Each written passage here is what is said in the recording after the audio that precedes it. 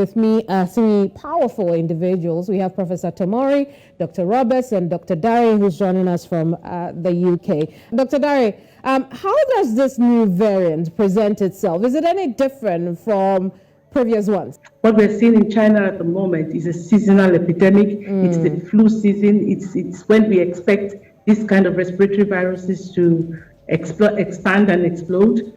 So many things have been going into disease control. It's not just trying to stop the transmission, it also protects your people. And so many other things like vaccination and others, which China didn't do too well. At the beginning, we did expect that it would behave like a virus and it would mutate. So what we have now is that it's settling down into an endemic disease where we'll have sporadic or seasonal outbreaks or epidemic. One of the things we've got to mitigate is the economic fallout, because that has been more devastating even than the disease in and of itself. So you can get vaccinated, yes, but if new variants are coming in, your vaccine becomes less effective. And we know the reason why variants are coming in. The viruses are smart, they see what we're doing, they try to overcome what we're doing, and that's all. So if all of us get immune, get properly vaccinated, we're not going to get any variants we're getting. So we need to combine all that together. Vaccines do not prevent diseases until the vaccination occurs. Vaccination do not prevent diseases alone until people know how to do simple public health. When COVID came in 2019, 2020,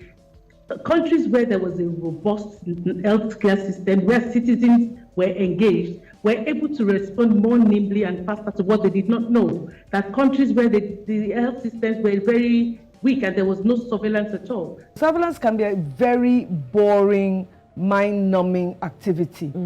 And surveillance is not something you start and stop. To continue that surveillance, we collect the data. It's a part of asking what's your name, where do you live, who's your next of kin. It's just part of the data we collect. It can even be anonymized for extra security. Where capacities are robust to do this surveillance, the response time is shorter, the identification time is shorter, and the coordination capacity is better. Can this rapid test detect the new variant? We need the rapid test to let us know who is positive, and then take that for your sequencing and variant detection.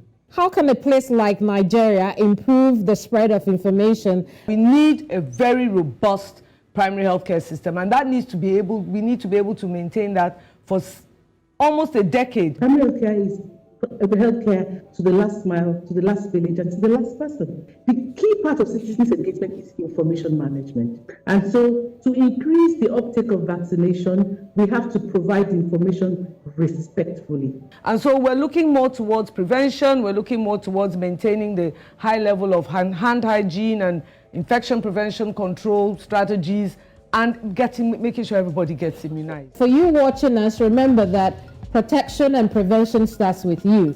Observe personal hygiene, and where necessary, put on your mask. It's really not a death sentence when you put on your mask.